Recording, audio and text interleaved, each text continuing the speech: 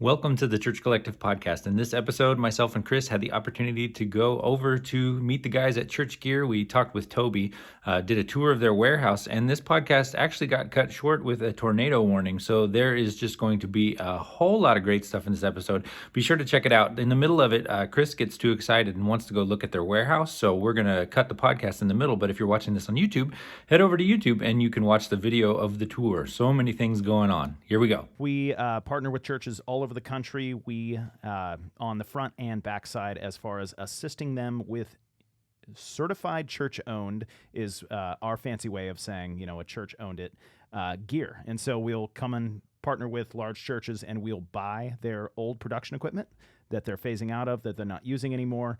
And then we bring it all back to our operation here, which you guys are sitting inside of in Franklin, Tennessee, test through everything, and then resell it online. And really our heart and our passion is to get it into the hands of small churches that don't have the budgets of the large mega churches.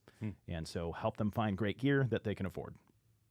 How did you get started with that? You want the real start was, I started flipping gear in 2004. I was trying to be, the next great worship artist. And I was like, well, I should probably pay the bills too. And so I found a really good deal on a pair of speakers in L.A. And I was living in San Diego at the time. And so I won the speakers on eBay. And I drove up to L.A., I picked them up, I brought them back home, and then I put them back up on eBay for twice as much. And they sold. And I thought to myself, well, that was the easiest money I've ever made. Wow. And I was like, I wonder if I could do that again. So I did it again, and then I did it again and again. And I quickly realized, oh, this is what's going to actually pay the bills while I pursue music. And then, I got good at it over the years. And growing up in the church, my dad was a music director, and then I was a worship pastor at churches, and then my band would travel to churches. Like, you would see gear all the time. There'd be closet storage spaces. Churches often call it the graveyard. And then, slowly but surely, two passions of mine came together and met. And I was like, oh, maybe I should start a business around this idea. And here we are. When did you start fixing gear? Well, we don't really fix it. We flip it. Oh, okay. I was thinking you were like refurbishing it. Now, we do have a full tech team, but ideally, we get a camera or a digital mixer or whatever it is from Church A, bring it back to our tech shop. Our techs go through every bit of it. They test every function and whatnot. And in a perfect world, it's working great. Got it. And we give our, sort of stamp of approval. If it's got issues, it's kind of like, well, how much time do we have? Can we source parts? And if not, then we'll usually just put it up as a parts thing. Makes sense. Yeah. Okay. Does the your idea is you want to get it to smaller churches? Is the discount kind of in the fact that it's used gear, or are you guys like heavily subsidizing it in any way? No, the discount is that it's used. So there are a lot of things that come out of large churches that a small church doesn't need a 30K projector or an SSL console. So if we buy those, and we do buy those large format things from some churches, and those will go to like touring houses or production companies or other large churches. But for the smaller church that might not even know what they need, they can call us up and say, hey, and we had a perfect example. Church in East Nashville just recently called us up and said, it was the pastor called us up and said, so on Sunday morning I'm preaching and people in the back are literally stopping me and saying, we can't hear you. And so he thought to himself, well, I should probably do something to fix that.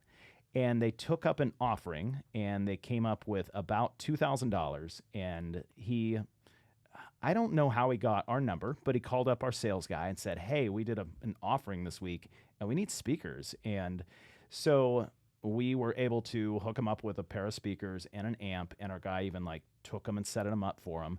And brand new, this would have been like $4,000, but because it was used, because used prices are just cheaper, I think it was like $1,600 for the whole thing. Wow. And a pair of speakers, if they're well taken care of, if they're used at a church indoors, they're going to last another 20 years. Do you guys offer installation too? Or We almost never offer installation. In this case, it was like a church here in town, and my guy's like, okay, I can set up a pair of speakers. Like, we do that. Yeah. But, I mean, there's so many great integrators out there that's what they do. That's what they're great at. And so we'll try and partner with them. If a church says, we need a system or we need gear, do you know somebody who can install it? We'll say, oh, here are our friends at this integration company or this installer in the city. So we're still trying to build up that network of guys that do right by churches, because that can be the question as well. how'd you get here in Tennessee from California? In 2006, my wife and I kind of looked at the state of real estate in California and thought to ourselves, we're never buying a house here. And my family had migrated to the Dallas area. So we went out and visited Dallas, and it just was not our vibe. So we drove down to Austin and thought to ourselves, oh, here's our vibe. So we moved to Austin in 2006, and I continued to pursue the worship thing, put a band together, and would do summer camps and youth events and church services, all the while flipping gear on the side to pay the bills. And then in 2012, Trevecca University here in Nashville kind of recruited me to be an artist in residence for a worship program they were starting at that time. The whole idea kind of fizzled out, but we were already here. And lo and behold, I was still good at buying and reselling gear. So I was like, well, we really like Nashville and Franklin area, and let's just stay, and I'll just make a go at this gear thing. So when did it go from like you're just flipping from your house to like you had an actual location? We moved to a house. We had a 2-car garage, and that's what I was doing it out of. And in January in Nashville, like, it can be cold, so I'd be packing guitar cabs out in the driveway and like have to clear snow out of the way so I could pack these things. We realized, like, okay, this is getting a little bigger than a 2-car garage. So we bought a house with a basement, and I thought, well, this is awesome. So for 4 or 5 years, I was just operating out of a basement, and it was great. And it was all the room I needed to, and really I was doing a lot of instruments, guitar amps, keyboards, drum sets, recording equipment, but I wasn't really, it wasn't partnered with churches yet. It was just me buying and selling gear. And then in 2019, late 2019, early 2020 is kind of when the concept of church gear came to life. And when, I started marketing it, and then churches thought, like, oh, this is interesting. We have all this gear, and you're willing to come and get it and pay us and take it away. And so after doing that for a few months, I started looking around the basement, and I could see the writing on the wall, even though I couldn't see the walls anymore because there's so much gear. And my wife and I started thinking, like, okay, we need to find another space.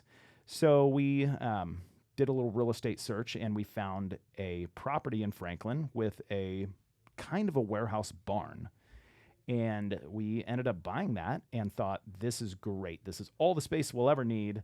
Hired a couple guys, and within 6 months, we're like, uh-oh. So we were there another 9 months, and then we moved into this location, just really been operating in here about 2 months, 2.5 months. Oh, wow. And I'm like, there's 18 of us now in the company, and I'm just looking around like, uh-oh. We've been here Wow. 2.5 months, and we got to get more pallet racks. We got to get a forklift. We got to go high because there is so much gear. I was Wow. just say, I saw the warehouse and it looked pretty full. Yeah. Just a peek in the door there. Yeah. My operations guy's pulling his hair out right now. Man, I wish I would have seen the warehouse first, because now that's all I can think of. It's I know. Do we just need to pause the recording I so think you we can do. go shopping? Is that cool? Sure. Yeah. Really, for real? Yeah. Okay. Okay. I Pause. can't. Pause. I literally can't even. So this is the part that you're going to want to go over to YouTube and check out the video if you want to see the whole tour. After we did the tour, we jumped right back into the podcast. Well, we just took the tour, and you said you need a forklift now, and now I see why you need a forklift. Wow, I think the thing that really shocked me was the matchless, Yeah. matchless head. Like, can you talk about where that came from? So we just did a pickup from the Village Church in Dallas area, Matt Chandler's church, and I think they were phasing out of a lot of their like high level instruments, especially guitar amps. I didn't see the situation, but I think they went to Kemper or something else, and so they had all these nice guitar amps and just didn't need them anymore. And then a lot of recording gear, because again, I think they're just going plugins for broadcast, and so it was hilarious when all that stuff arrived in the truck. All of our tech guys were just like, what? Like, I didn't tell them it was coming. Yeah. So they had your same reaction, Chris, and I told them, like, do you want your paycheck this month or do you just want church gear credit now? I was gonna say, are they calling dibs on stuff? Yeah. Like, It's hilarious when I'll see invoices come through as paid and it'll be one of our tech guys and it'll have their name on the invoice. I'm like, oh, yep, Boggs just bought another piece. wow. What's like the most interesting piece that ever came through? That's tricky. It depends. Like, do you want the celebrity? Do you want like Stephen Furtick's mic, or do you want the most unique item? Both. Both. See, if I was gonna do, I'd go back to my pre-church gear days, just because I had a couple of those moments. Like, I bought gear from Taylor Swift, not her personally, obviously, but her people, like some of her touring stuff. Yeah. So that was fun. My wife's grandpa, when he passed away, left a 1900 Martin guitar. Wow. But it's really fun to. Did you keep it? I did not. You flipped it? Wow. It was a family decision, and it was my wife's family. So Oh, okay. I did the effort of reselling it. Some gentleman in California actually was very excited to add it to his collection. Wow. But it's really fun to go to these churches that, like, I mean, I've listened to 1,000 Matt Chandler sermons, and so then to get to partner with Village Church or get to partner with Elevation Church or Saddleback, whatever it is, like, it's just super fun to, especially, I always kind of laugh at myself because I would have died to be able to lead worship at Saddleback or Elevation, yet why would they need me? And now, all of a sudden, like, I started this company that's meeting churches' needs, and so these churches are like, "Oh man, this is amazing!" And it was hilarious one day when one tech director was like, "Man, you're like a rock star, just coming in here and buying all our gear." And I'm like, "Oh, the irony!" Yeah. That's crazy. I'd love to hear. I mean, we know some of these guys at like Saddleback and Elevation and stuff, and it's neat how accessible a lot of these people are, but it does seem like, for a lot of the people listening here, it feels like that's like a completely different world that's kind of walled off. Like, how did you just even begin to network with these people? Honestly, everybody is 2 degrees of separation. Mm-hmm. I mean, if you're, like, for example, if you're buddies with Lee Fields, then you know everybody. But if you do right by one church, then they have tech director friends that they're going to then tell. And so we get a lot of referrals from church tech directors that tell their buddies, like, "Oh, dude, like, why do you have all this gear sitting here? Why haven't you called church gear?" Like, it's the easiest thing in the world. So we constantly remind ourselves it is such a relational thing with the church. And if we're treating the churches well and taking care of them, they're just going to keep coming back because it's such a great solution for them. Yeah. What I'd love to hear maybe some encouragement or some guidance. It seems like you were okay with the tension of being a worship leader and then paying the bills, and I'm sure that probably resonates with a lot of people who are working at a church and trying to figure out how to like pay the bills. Like, but what kind of encouragement do you have for that young person that's trying to figure it all out? They want to serve, but not making enough money. Yeah.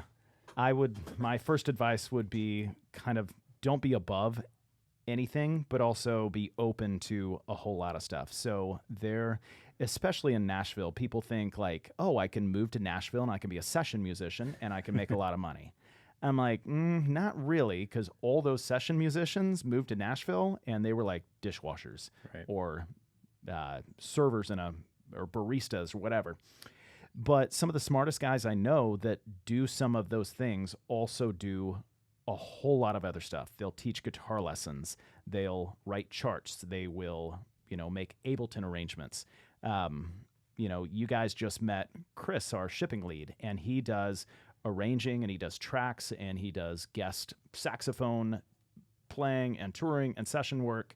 But he also works for us full time. So it's very much like have that entrepreneurial mindset of how can I pay the bills, like with lots of different things, and you still get to do music and slowly but surely like work towards that more ideal role. Yeah. Are you still like leading worship? No. So when the Trevecca thing kind of fizzled out, it was like God had just sort of moved me on. He said that time in your life is done, and your desires are now going to change. And it was so weird because I never thought the desire to lead worship, the desire for music and songwriting and artistry would escape me, but it was just sort of gone. And now it's really fun for me to get to serve worship and tech people at churches. Yeah. That's a neat how the Lord like knits that together. And also probably terrifying for some of the worship leaders listening. Like, Yeah. What do you mean the calling just like it's just gonna fall away at some point? I remember having conversations with my wife, and I was talking about a friend of mine who said, he said something along the lines of, if this next record doesn't do something big, like I'm done. Yeah. And I said to my wife, like, I'm never going to be done. Like, why would I be done? I'll just keep making more records. I'll keep writing more songs. I'll keep leading worship. And it was really freeing when it's like the desire, like the itch was scratched for me. It's like, oh, that season of my life felt complete. It felt like I had done what I had set out to do. And now just like my desire shifted. I'm like, oh, okay. Right. What's next? And you're still serving the church, which Yeah. is really cool. Yeah. And I get to sit next to my wife in church now. Hey, so that's an important thing. Yeah, that's fun. often lost. I've got like I've been teaching at the Belonging Co. for a year now, and I'm still kind of waiting for that moment where it's like I missed the worship leadership, and I haven't felt it yet. So I guess I resonate with that for sure. My phone's going off in my pocket. Do you ever like you're in worship, you're sitting there, but then you're like, oh, look at that projector. Like are you like, like squirrel? I'm just laughing because that's 100% true. Oh yeah. I was always, the musician, the artist, so I would show up to church, and the hardest thing for me was to not critique the performance and the transitions. It's like if the band failed on a transition, I was like, oh, come on, guys.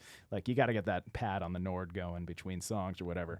But now it's exactly that. Like looking up like, oh, they've got a Nexo rig hanging up there, and I wonder what they're running in front of house. And like those thoughts never occurred to me before. What's your home church right now? Church of the City is where. Franklin? Or Yep, Spring Franklin. Hill? Okay. Yeah, I've been there a couple times. And shockingly, I don't think they need me to lead worship there. They got a little bit of talent there. It's kind of like Ryan at the Belonging Co. Sure. Yeah. They don't need many of us. I know. Yeah. They've got so many people trying to find opportunity for even the students to get up there. It's just a wealth of musicians. How long have you been at Church of the City? We moved over there about 8 months ago. Okay. So we were at Fellowship Bible in Brentwood for 9 years and absolutely loved it. It was just our kids were going into the youth group, and we live down in Franklin, but Fellowship is up in Brentwood. So my wife and I always said, like, one good reason for us to change churches would be if our kids are not connected and we need to go somewhere for them to get connected. My parents did that for me, so we did that for them, and it's like God, I really feel like God has blessed that for us, and it's just been a great transition to Church of the City. Have you been to the Spring Hill campus? We have actually shot video for Church Gear, did like a little commercial, and we used Church of the City Spring Hill as our location, but I've never been to a Sunday service there. Okay. Yeah, it's like right down the street from me. I've been to the Franklin service, but I've never been to the Spring Hill one. We one of our recent hires, he moved here from Liberty University. He was one of their tech leads there, and he moved here 2 months ago in the middle of summer, and he just put a thing up on Facebook like, hey, any other like former Liberty friends want to come help me move? And the tech director from Church of the City Spring Hill just showed up. And we're like, what are you doing here? He's like, oh, I saw like you guys needed help on Facebook, and so I came to help. We're like, Wow. dude, this is like the coolest guy we've ever met. Wow. What we did lunch a couple weeks ago, and we were talking about the difficulty of churches to actually hire like tech people, largely for salaries. What's your take interacting with all of these tech places? It seems like churches, especially since COVID, everybody's turned into just like not only audio, but just full on video studio. Yeah. What's your take on the industry of doing production at the church? I mean, COVID was a perfect storm, so to speak, in that everything shut down for a moment, and a lot of church techs started to think, and like touring guys were really shut down for a while. Right. So a lot of them just left and are real estate agents now, or sell insurance, or just like normal jobs. And a lot of them were also serving in a church. And so I think just the tech industry, the production industry, lost a lot of their people in that moment. Yeah. But at the same time, churches had to pivot.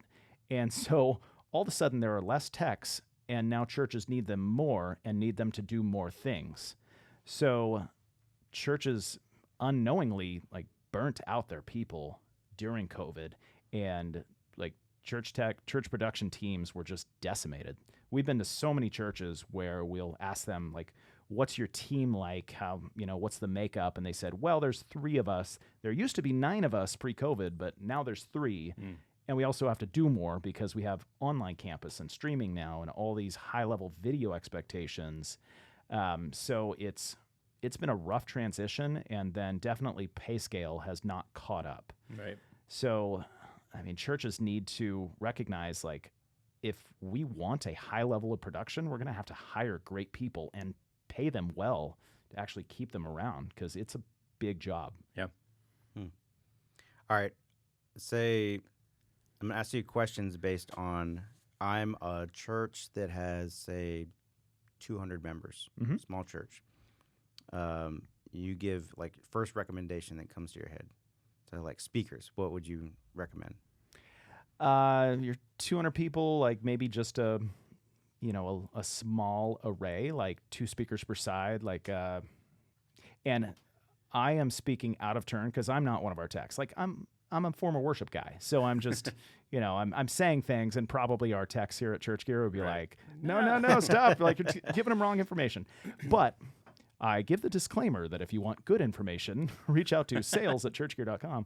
But a couple speakers per side and probably a couple small subs. And it really depends on, like, what are they doing? Are they organ and choir, or they have a modern worship band? Like, if they got a band, you want some subs on each side. And you don't need a ton for 200 people, but... What board would you recommend? I mean, everybody just sort of says, like, start with an X32 or an M32. That's great. It's very user friendly. If you want to step up to something just a little bit better, like an Allen and Heath SQ series, like those are a nice upgrade, and they aren't crazy expensive. Of course, everything is weighed against, can you get it right now with supply chains? Yeah. Okay, say that church like didn't have any live streaming, and then COVID hits, and they want, obviously everybody's trying to get into live streaming. Sure. Like, what would you recommend just to get into it? Again, my video guy will probably cringe, but I would assume, like, Blackmagic is a great first step. And we have tons of great used Blackmagic stuff. Like, a lot of churches, when they made that switch during COVID, went Blackmagic. It was affordable. It did everything they needed. And now they're upgrading to whatever the next thing is. They're going, high level 4K, whatever it is. And so we have a lot of awesome Blackmagic stuff that was used for like a year and a half, just because churches were making this transition. So I think just a few simple things is a great starting point. Couple cameras, nothing crazy. What kind of cameras would you tell them to go towards? The video cameras. I mean, what are we filming with? A Sony? Yeah. I recognize Sony. We get Sony cameras through. Yeah, Sony camera. Yeah. Yeah, it's funny. Just COVID just like pushed every church into. Uh-oh, Amber. The storm warning. Yeah. Is that your wife looking for you, Ryan? No. I think it was my video tech breaking in and being like, "Stop saying names." Right. Did it? That'll be great. I just feel like COVID just forced like every church, and at least in America, to just like either decide whether they're going to move into the digital realm or Yeah. not, you know. Yeah. Um, I know we were talking with somebody high up in the Assembly of God, like church planting network. I think it's called the Church Multiplication Network. And he was saying that all of their church plants are like in person and online. They don't launch anything that's not also online. yeah. Did you see like this big shift during COVID of like what people were looking for? Not really, because I launched the website in March of 2020. Oh, okay. So Church Gear really started with COVID. Got So it. we were learning at the same time, or I was, because it was really just me for a few months, like trying to figure out like, whoa, everything's changing with this church, with these churches, and so what's going to happen? Do you feel like that timing was like perfect timing, or it was like, man, why did I start this now? It was strangely great timing. So there was a quick moment where Church Decks didn't have much to do, and I'm talking like 3 weeks. So they're thinking like, oh yeah, I can go through the closets and make a list of all this gear that we've got sitting around. And then all of a sudden it was, oh, we've got to like retool. We've got a live stream, and so what's available that we can afford? And so if I had any video gear at the time, it was like it was gone. Yeah. And then the supply chain issues happened. So all of a sudden churches couldn't buy new gear, and everything we have is in stock. Yeah. It's, everything's 100% unique items, so it's here in the warehouse if we have it available, and that helped us as well. So it's kind of like God's perfect moment of launching this thing. Wow. That's weird that some people, were like shut down, but other people, that was like that was their moment, like to really, move forward. Wow. Thinking about COVID, like really. I know. Like, I'm just trying to think of where gets you kind of like. We're all where getting do we- goosebumps like, it was an interesting time. obviously we all have masks on right now. Right. Because Exactly. that's the safe thing to do. I mean, SM7B is pretty much a mask. That's so true. Big. Did you, I mean, I guess the thought I had too, like, did you have the inventory to match, or did it get overwhelming right out the gate? Like, everybody just wanted video stuff and you happened to just be able to have a lot of it, or? Yeah, it would kind of come in waves. Like there was video stuff, and then a few months later, like when churches, and I know for some churches in California, they're thinking a few months later. Right. No, but when churches started to open back up, and there was this kind of like downtime where there were no services in, and so if churches had the budget and they were working on a project, they were like, oh well, let's do this project while we're not actually disturbing Sunday services. Yeah. And so they would start to do, larger system upgrades at that time. They would do their audio systems, or they would, replace their cameras. So then we'd start to see, usually they'd be working with an integrator and they'd be doing just large system installs. And so we get a lot of that gear as it's coming out. But they would still, even some of our integrator partners will call us up and say, hey, we can't get this Shure wireless unit for 18 months. Do you guys have one? Can you keep an eye out? And so we'd help source some of those things that they just couldn't get new. Man. You good? Huh? What? Good. No, you go ahead. No, good. I was going to go more towards the pastoral. If you got more gear stuff, I'll save it. No, for go ahead. that one. Okay. To go back into the pay, like, so a lot of churches are having a hard time getting someone on staff. Mhm. There's a lot of people we know that are listening to this that are struggling to convince their pastor, and a lot of times they're asking for like a 50% raise, which would be, comparable. What advice do you have, I guess, for the tech first, and then maybe what would you tell the pastor?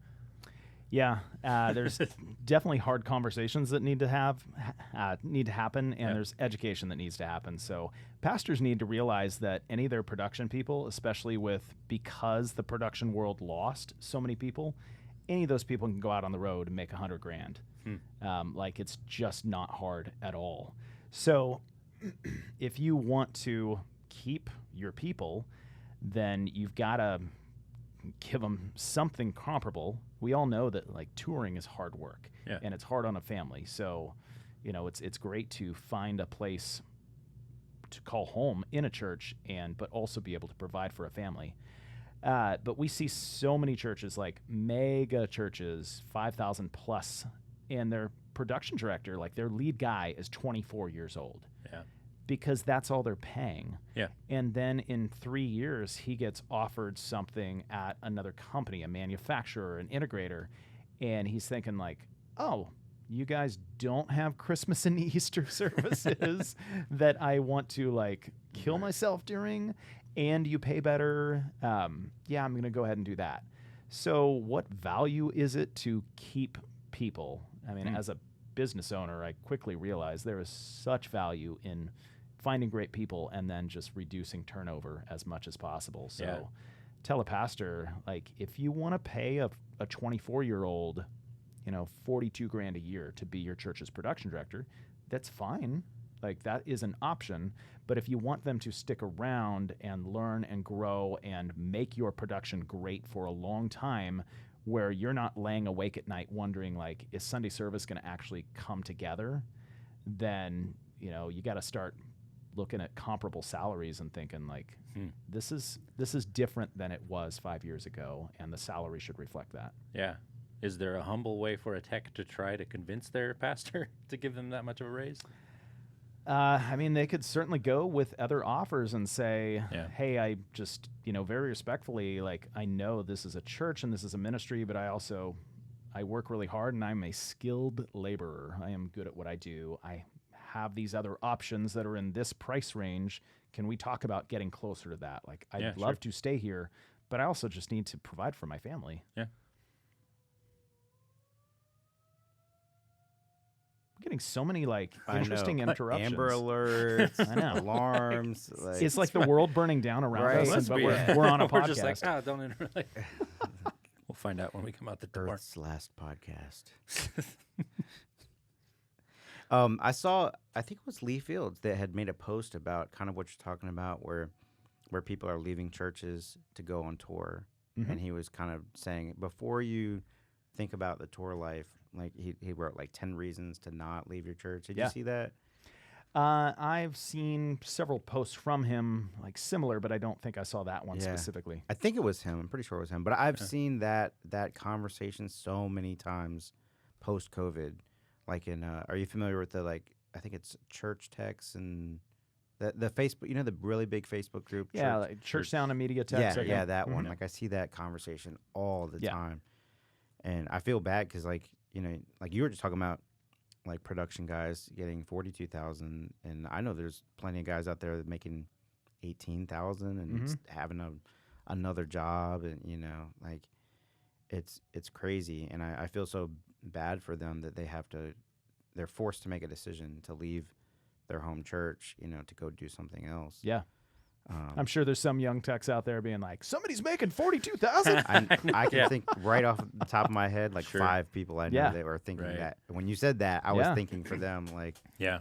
Well, because there's a cycle, like you said, the 24-year-old, but there's also a cycle of churches using the 19-year-old, one new one every year, and then that one moves on, and you catch another one part-time, in quotations for those that aren't watching, but part-time, and it's not really part-time. Like, it's everything they got for, not much. Yeah, I see a lot of churches, smaller churches.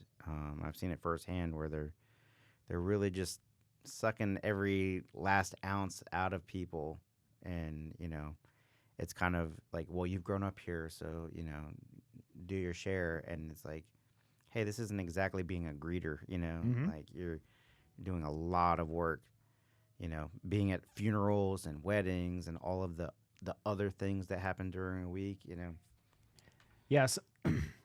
Some of these techs are working 80, 90 hours a week. Right. And they're getting paid for 40-hour work weeks. Yeah.